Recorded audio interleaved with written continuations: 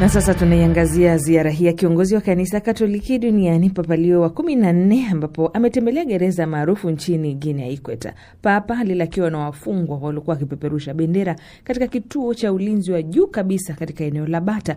Walipiga kelele kutaka kuachiwa huru. Papa awali alilaani wanavyowatendea wafungwa, akieleza hali katika jela kama hizo kuwa ni mbaya.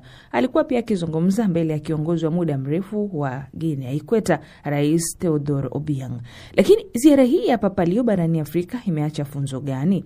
Awali nimezungumza na Nicodemus Mindhi, ni mchambuzi, pamoja na Padri Peter Ken Njoge, padri wa jimbo kuu la Nairobi, ambaye anaanza kuelezea ziara hii ya Papa barani Afrika. Kwa kawaida mapapa hualikwa na marais na wafalme wa nchi fulani na vile vile baraza ya maaskofu kuweza kutembea katika nchi tofauti. Na katika ziara hii